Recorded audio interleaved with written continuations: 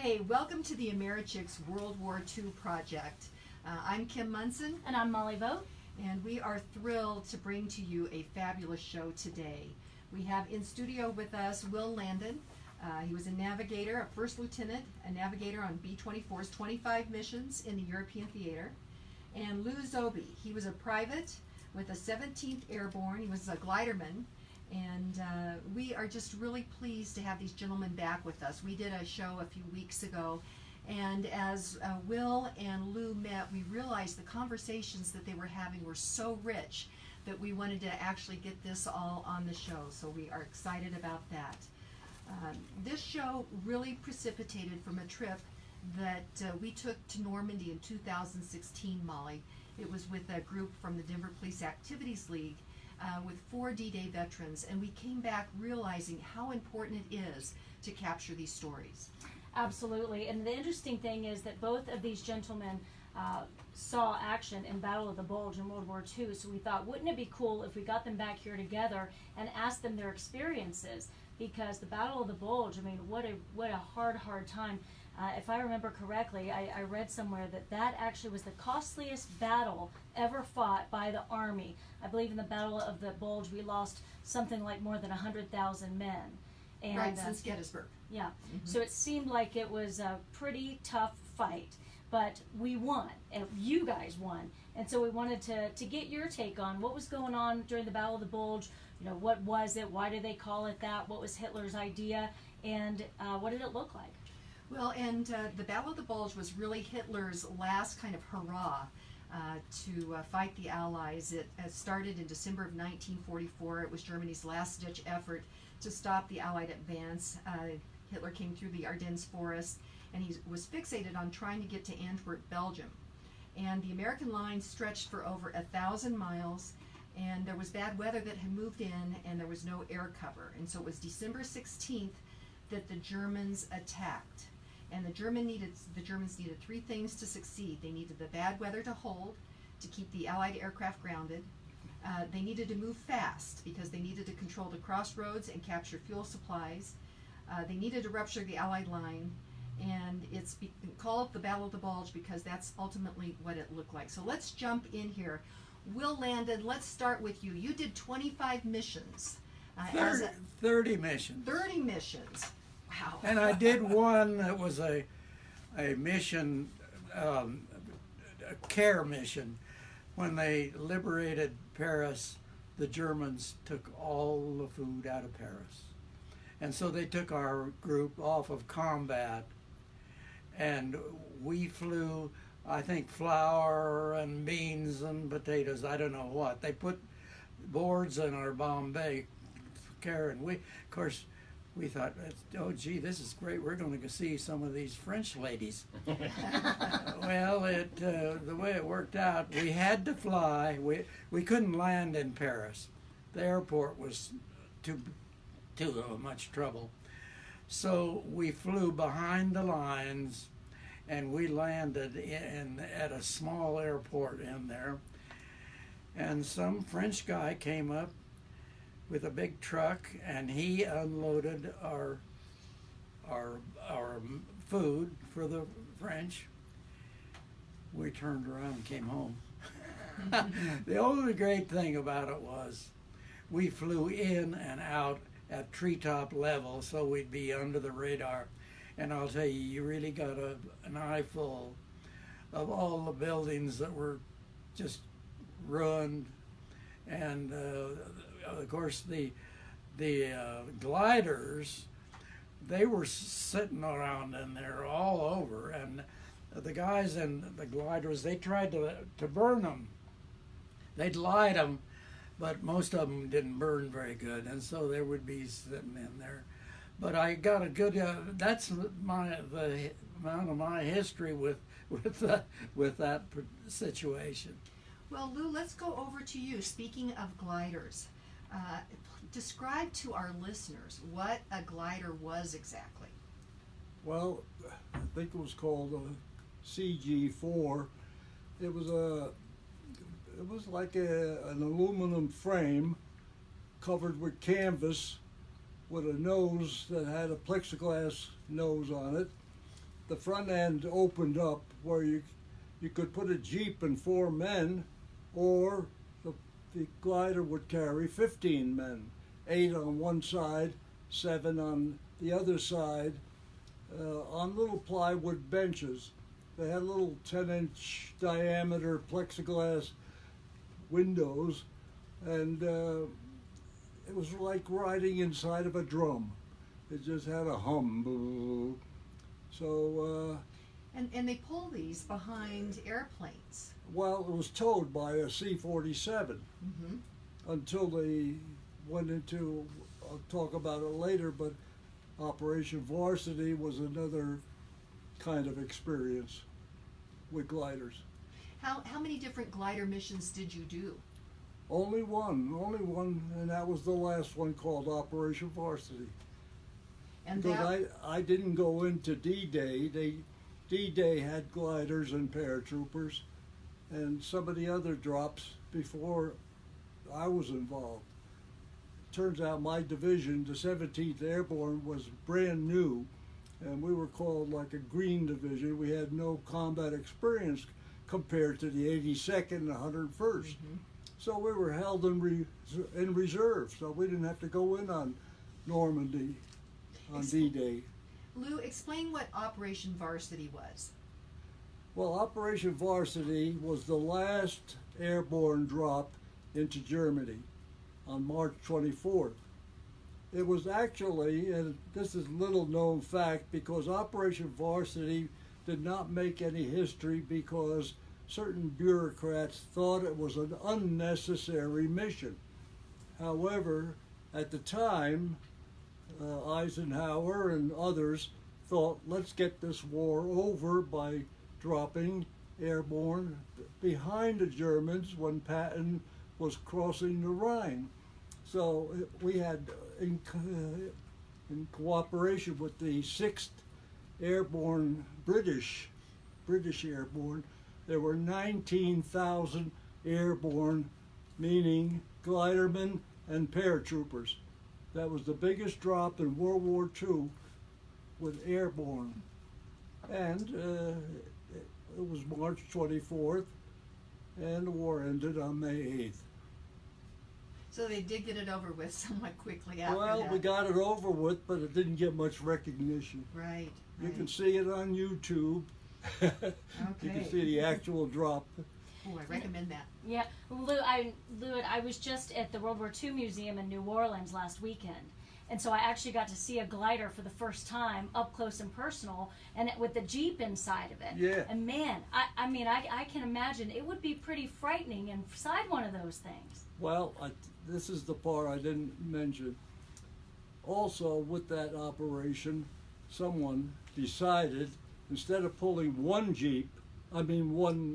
glider by a C-47, why not pull 2? And that would bring twice as many soldiers in. However, it was a catastrophe. Why? Because just think of flying 2 kites. The wingtips were clipping on each other, and they underestimated the size of the dropping of the fields where they were going to land. So all these gliders were coming in and crashing into each other. I was fortunate, and the one that I was in was going to crash, and they had a safety feature. The glider pilot, if he was going to crash, he'd be probably 20 feet off the ground. If he's going to crash into something, he would pull a lever, and a parachute would pull out the back end and it would pancake the glider. Wow. Right there. And that's when I was in. And of course, it was quite a thump when it landed. But that was the last time they would use gliders because it was obsolete. Gliders were really, or I read someplace that gliders were the precursor to the helicopter, or it kind of did some of the same job. No, I don't You're think thinking so. So No. I don't know where I read that, Molly. I don't either, because I don't think you could fit that No, I many don't bulls think inside of so. a helicopter. No. Okay, well, I'm glad that we clarified that, Lou. So, Well, there Now, was yeah. when you were coming in on Operation Varsity, were you taking enemy fire at that time? Oh, well, we were 9 minutes over enemy territory at about 500 feet. Now, and the C-47 was traveling at about 100 miles an hour. It was slow considering air. They were shooting at us with pistols. And the fellow sitting next to me, sitting there with a rifle between our knees, he says, "I'm hit." And I looked to see where, and the bullet came right up to the glider, right through his thigh, fortunately. And when we finally landed, I was on the door side, so I jumped out and I stood up and hollered "medic" when somebody said "duck," because the gliders were coming in, and so when they say "duck," you hit the ground, and the next glider would have decapitated me. Oh So- man. You know, I think about in the Europe. Well, I think about both but definitely in the Pacific theater with all of the flak that was flying up after the bombers, and the guys were describing the flak seats that they would sit on.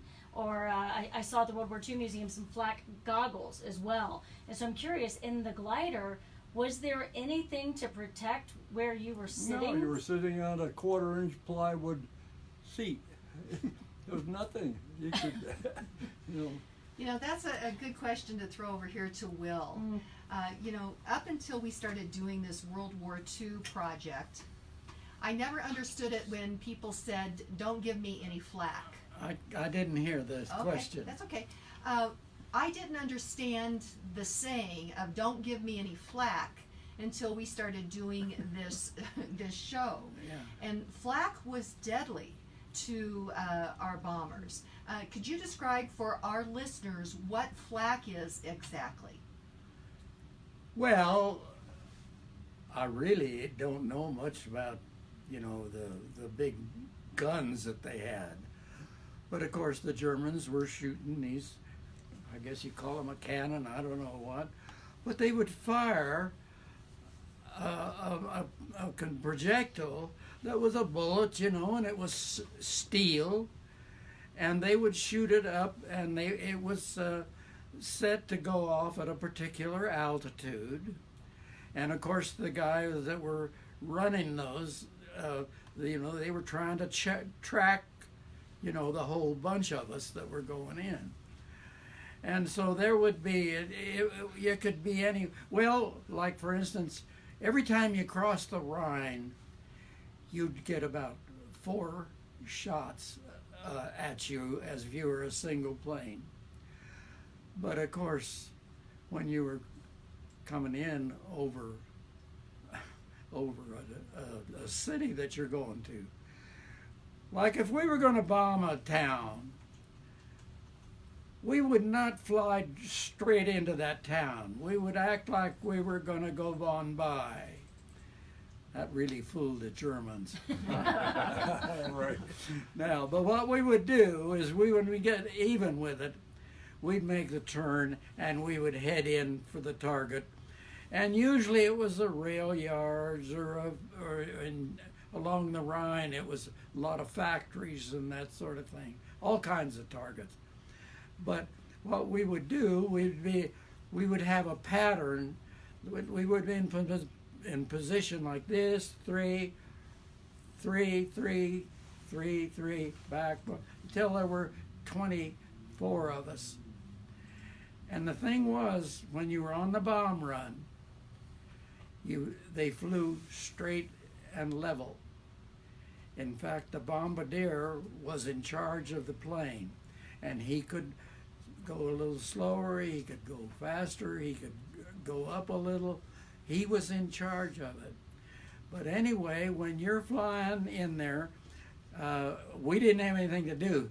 Because believe me, when you were coming in there and you knew that your target, you could look over there and you knew darn well that's where you're going, because that's where all the flak is. I mean, it was just thousands of, well, it's shrapnel, you know, Right. steel flying around up there. And it really tore the planes up significantly. I mean, it was very dangerous. Very, very dangerous. Oh yeah, it was. But you know, sometimes, like we'd say, well, Hansel's is firing today, and then they'd miss, or Gretel, I mean.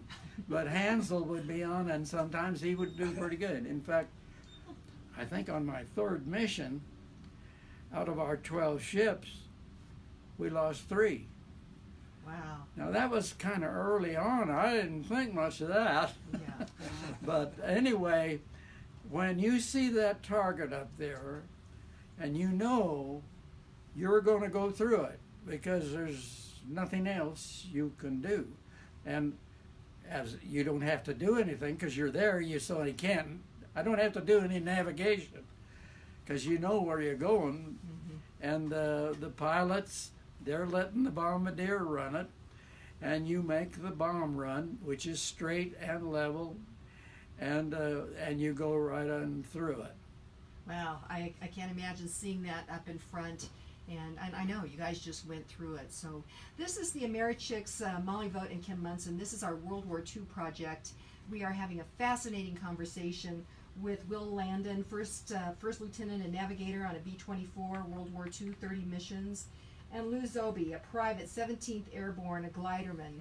We're going to go to break. When we come back, let's talk about Battle of the Bulge. We'll be right back.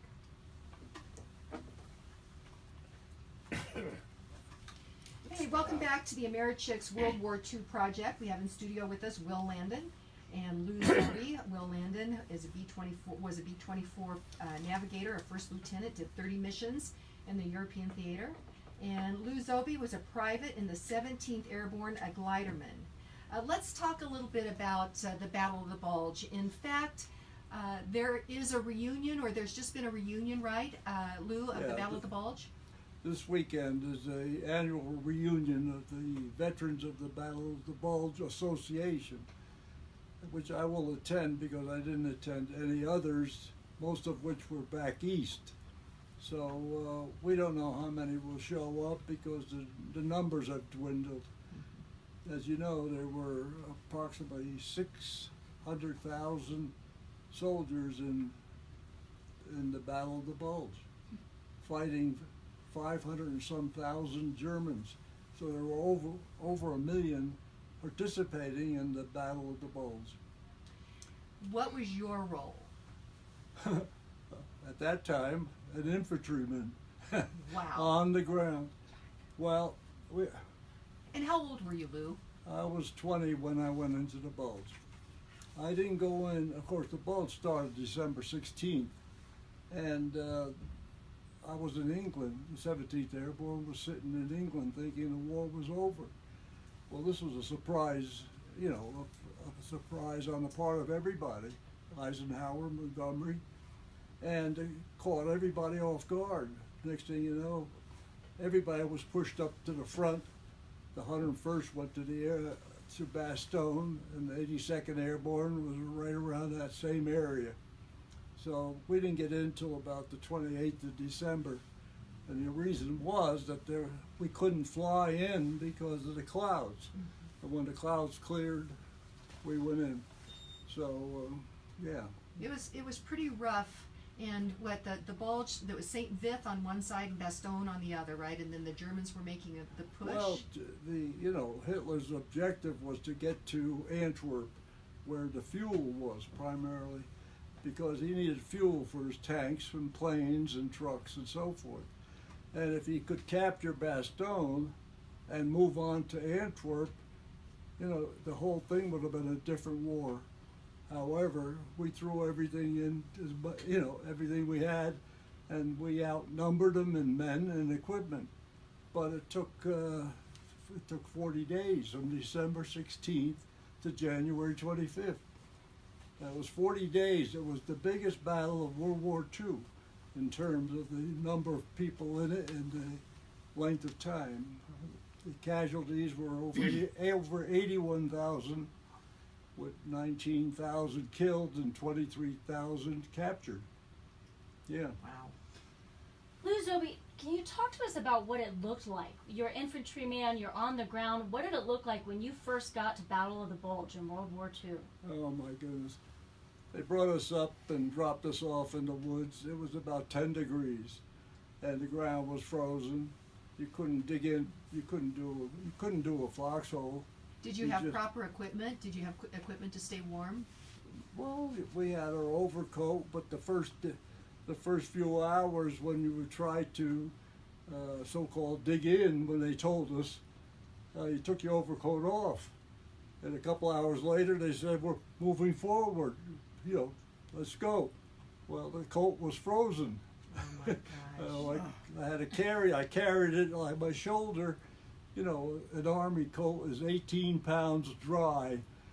It is about 5 feet long. And I carried that on my shoulder for a couple hours until my arm was going to fall off, and I threw the coat away. So if you see some pictures, you'll see a lot of other soldiers without overcoats for the same reason. But we were layered with 2 sets of underwear and 2 shirts and a sweater and fatigue jacket and such. And we managed with, and we had a blanket too. We had a blanket. So the whole thing was, and you huddled. When you had a foxhole, you generally had at least two fellows, because he needed some body warmth. So you stacked up the snow, and you put some cedar branches in the bottom, because the body heat melted snow. There was always water in the bottom, and that's the way it was all through the bulge, with snowstorms and bright sunny days, etc. Yeah. So you went into the bulge on a glider, though? Is that how you got into it? I'm glad. No, we were trucked up. Oh, you were trucked in? Okay. Yeah. Okay. Well, let's go over to you. When you guys first started visiting, it seems to me like you flew over the Battle of the Bulge. What did you see? Well, actually, what happened to us was that we had gotten up. The weather was just terrible, and we couldn't get off the ground. But we got up at 4. They wanted us up, because we helped the infantry a lot, but we couldn't get off the ground. But we got up at 4 o'clock in the morning, 4 days in a row, and we were ready to go. But about 10 or 11 o'clock, they'd scrub the mission, and because it was getting too late. But finally, we did get off on New Year's Eve day. Yeah. And I think it Christmas Day, Christmas Eve? Christmas Eve day. Christmas Eve day, right. That's when the fog lifted, and we got off the ground. And I'll tell you this: I have never seen so many airplanes in my life. It was what we called a maximum effort. Every crew or every air base was putting up all the planes that they possibly could. And the heavy bombers were at 24,000 or somewhere in there. The twin engine planes were at about 10 or 11,000. And the fighters were down below, and they were just shooting up, anything that moved down there. They were having a ball. I had a friend who was a pilot of a P-47, and I guess he had a ball that day. He was flying that around and just machine gunning it. They like to hit a train, because when they hit a train, a lot of smoke came out of the hole. But anyway, it was an okay mission, but I've never seen anything like it. But I think the weather was what really caused the problem for us. But finally, we cleared away, and we did what we could. We dropped anti-personnel bombs. They tie, maybe 5 bombs in a bundle, and then we'd drop a bunch of those, and the sky would just be full of those. And the Germans, well, they didn't like that, I guess. Probably not. And we'll land it, you know, we're talking about the Battle of the Bulge, and they said, I mean, that year was the coldest they'd had in Long time. years and years and years. But what was the weather like up in the B-24? Because I think you said you were up about 20,000 feet when you're flying on Christmas Eve day over to the Battle of the Bulge.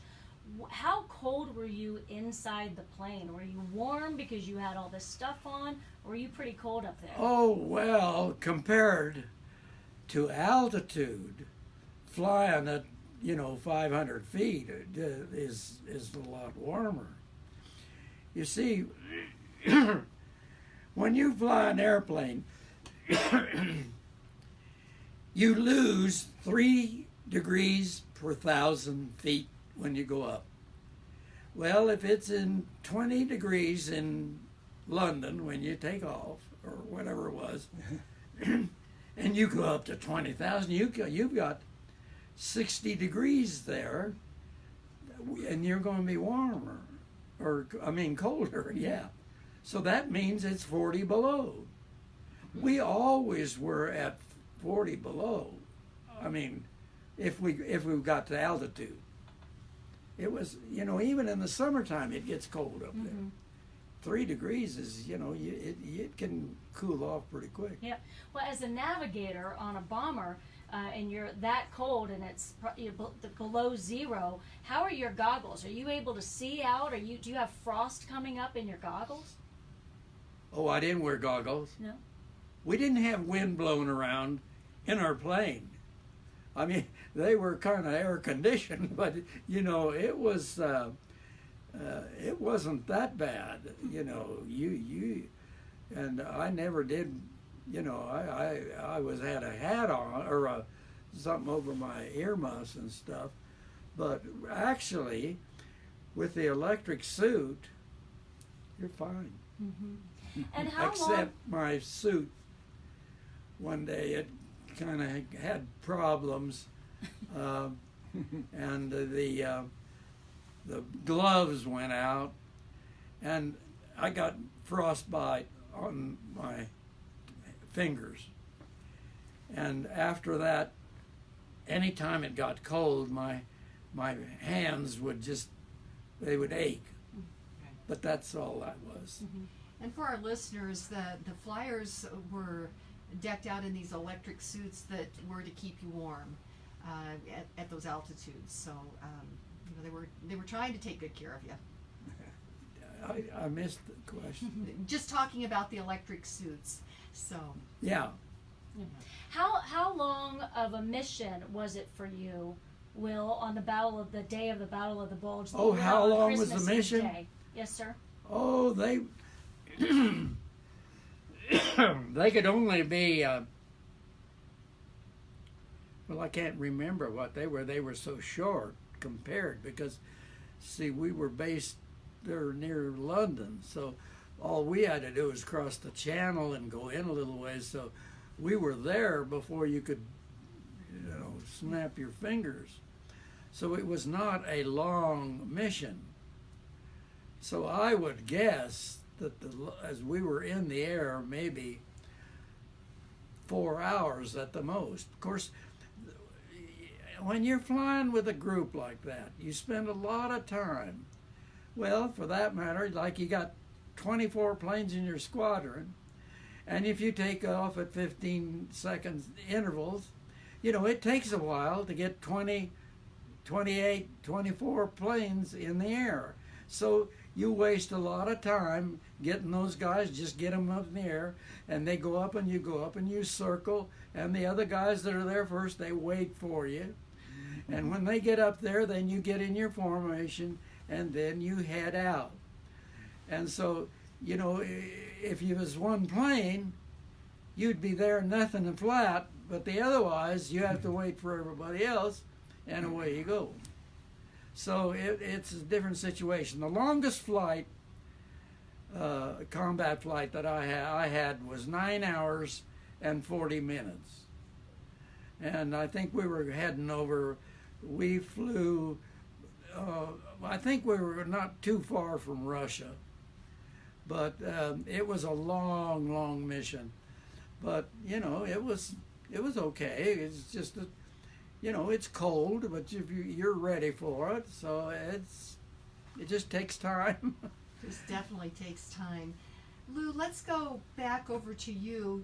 Did you see all of these planes when you were on the ground at Battle of the Bulge? Did you see all these planes? Well, yes, not for the first 3 or 4 days that I was in there. We were, you know, anxious for the skies to clear so these fellows could come and help us, because they were a major part of advancement. As they dropped the bombs on the enemy, they would retreat so we could go forward. So we were sitting tight pretty much, doing just short attacks daily until the air cleared. And boy, we kind of clapped to see that Air Force come and drop some bombs.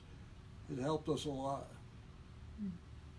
And so, Lou, I'm trying to picture Battle of the Bulge, and we started to describe it a little bit, but then we got off on clothes. Tell us a little bit more about what you did see on the ground at the Battle of the Bulge. Well, first of all, a lot of snow. The snow was almost knee deep, and of course you kept advancing, and sometimes the enemy would counterattack, and you'd have to retreat, and so then the next day you would advance some more, and you'd hear the tanks. You could hear the tanks. The enemy was only about 1,500 feet ahead of you at all times, because as you moved forward, they were right there, you know. In fact, on a quiet, sunny day, my platoon leader says to me, "We've lost contact with division." Now, in those days, the radio was hardwired. So we didn't have the walkie-talkies. So I had to go trace the wire out to the middle of it, and sure enough, I found both pieces, which had been broken by a mortar shell. And I got both pieces, and I'm trying to splice them with my gloves between my knees, using my trench knife, when here comes a mortar shell, which is very distinctive with a whistle, and it exploded behind me, which again, it's like harassment. I didn't pay much attention. Then the next one was on my right side, and again, I got the first wire spliced.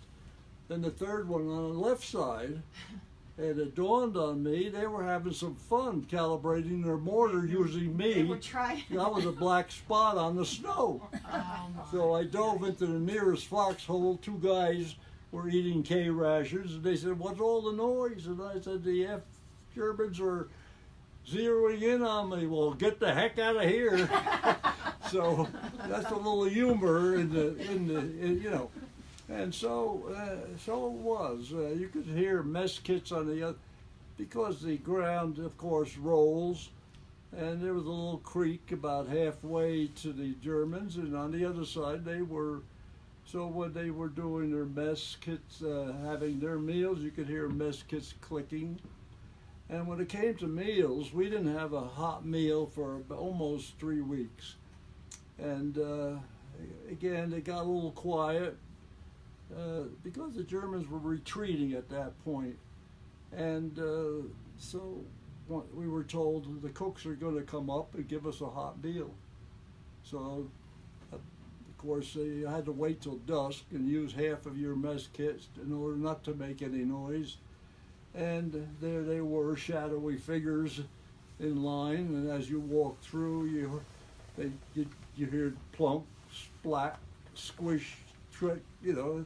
Then you went over and sat down and tried to eat from the top down, which in those days was a half a peach down to watery green beans down to mashed potatoes, and on the bottom was a piece of meat.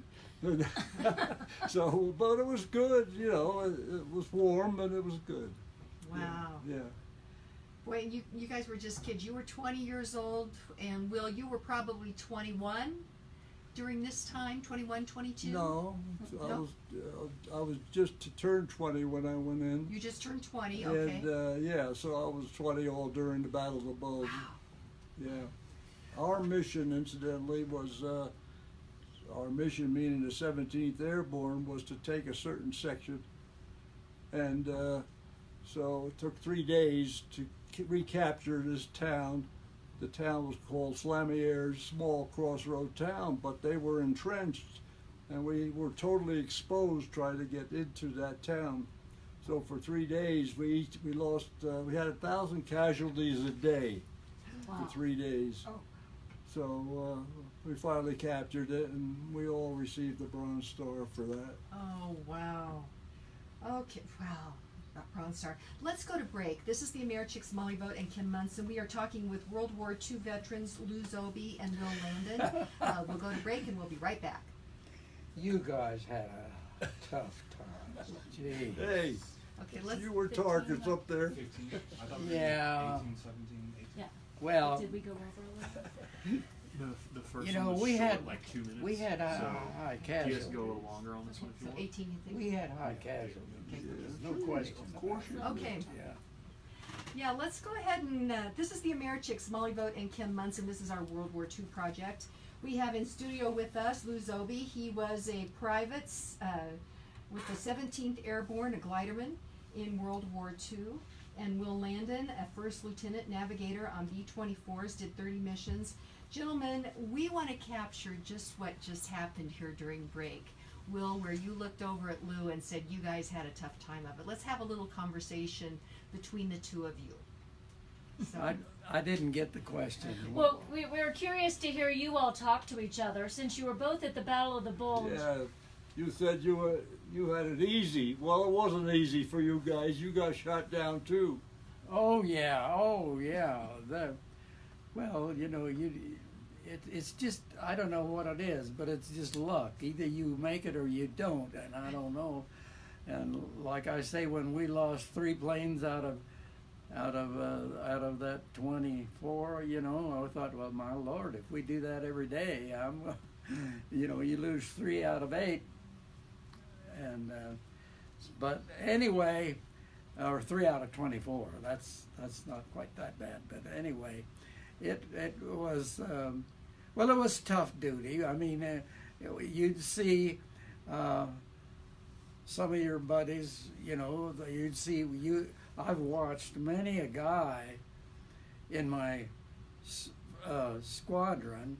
We'd be flying along in formation, and there he would be flying along, and of course they're on fire, and they have 2 engines, you know, out and stuff, and I can sit there and I look at them. It seems like they're almost as close as some of the people in here, but they're not.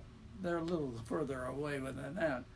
But that's not a very nice thing to do, to have to watch them. But you get to watch those guys jump out, and you count the number of parachutes and so forth, and you just keep going through. You just sometimes you look up ahead. I remember the first mission. I'll never forget that first mission that I flew, and we saw this town up there, and I said, "Oh hell, that's where we're going." Well, so we just went up there and flew through it. That's what you do, and there's no other way to do it. now, Will, what do you have to say to Lou? You knew he was on the ground at Battle of the Bulge. What would you say to Lou about he was on the ground at Battle of the Bulge? Well, I couldn't help him very much. You know that. Well, you helped a lot because we. Well, I'm sure that the fact that we were there made a big difference, but you know, as far as there's no individual contact. I mean, you're away. But you know, you were called the glamour boys, you know, with your nice hats and all. In fact, I almost was in the Air Force. I had volunteered for the Air Force in January of 44. And however, and I and a few others were approved. However, we were told after we were approved that we couldn't go because we wanted to be glamour boys. And because I was approved for the Air Force, that's how I got into gliders. I didn't choose gliders. Oh my God. You don't choose your. Oh, that's terrible choice. I know. Yeah. Tell me. Well, I do have to admit that being in the Air Corps had a lot of advantages. Like I say, I never spent a night out without cover over me. Now we didn't have heat, and there was no picnic. Now don't get me wrong about that, but it was sure a lot better than being out there in that foxhole. Well, compare that to having one extra pair of socks, which you kept inside your shirt against your body, because within every other day you had to change your socks. Your feet got wet, always got wet. And so you took the wet ones and hoped that it would dry during the day and push it in. In fact, Bill Malden was a cartoonist, for the Stars and Stripes, and he had his favorite Willie and Joe. And Willie and Joe in the Battle of the Bulge, Willie says to Joe, and they're in the foxhole, he says, Joe, you saved my life yesterday, and I'm going to give you my prized possession, my extra pair of socks. That's That's a big deal. That's a very That was a big big deal. deal. Yeah. Big, absolutely. But that was you had to use that kind of humor. Yeah. To get, it was grim, but it was humorous. Yeah. Now, Lou. Well, I do have to admit that the Air Corps had the advantage. Now, see, over in near London, where our air base was, we had Quonset huts, and we had the officers. There were 4 officers each, and there would be about 8 or 12 or 14 of us in one of those. Well, I had a little corner, and I had a cot. I built a closet out of a bomb box where they shipped the 600-pound bombs, and it was just great it was about that square and about 6 feet tall.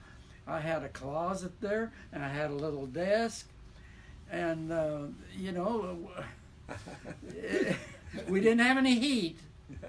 But I'll tell you what, that's a heck of a lot better than a foxhole. Let's go over And to that was the one thing I did not want to do, was I had read a lot of books before I was entered, and I read about the Civil War, and that was trench warfare, and World War II was trench warfare, and I didn't want any part of that.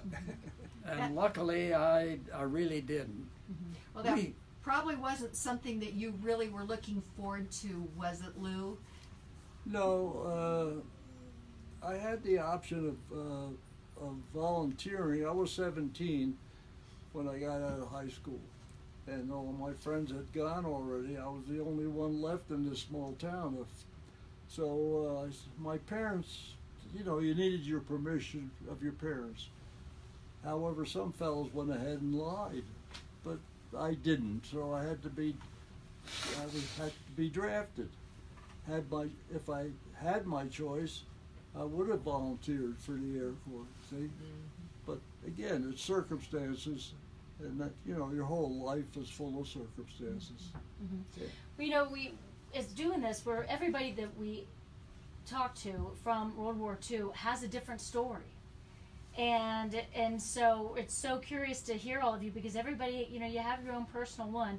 When you came back to the United States after the war, did you talk to other guys that were in the Battle of the Bulge, and do you have any stories that they told you that were a little bit different than what you had, that you want to share with future generations? Well, when the guys came back to our little town, we didn't talk about it. Our first effort was try to get some work. It so happened that my parents had a little bar and grill, and my father died while I was overseas. I couldn't get home. When I got there, I was running the bar, and so the local guys would come in Friday night after they got their $20 dole per week. And in those days, we didn't know anything about PTSD. And so a few of the fellows, after a few months, I could tell that by the third drink, Joe was going to start swearing. The other fellow was going to start crying. And one fellow really scared the heck out of everybody. About the fifth beer, he would snap at the glass on the bar, stand there and start challenging. And I'd have to go around and say, "Hey, Roy, it's time to go home." And he'd come in the next day and say, "Did I do something bad last night?" And I said, "Yes, you scared the ass out of everybody." And he said, "I don't mean to do that." And the interesting part, this fellow, after he overcame this, the shock of war, he became a male nurse and got all kinds of awards for being a humanitarian or, whatever. So we didn't know about that. We toughed it. So in my case, I got rid of that bar because I couldn't stand that kind of thing every weekend. And I went and applied to the power company. What happened to me before I went into the airborne, I had a little stint they had a college program called the Army Specialized Training Program.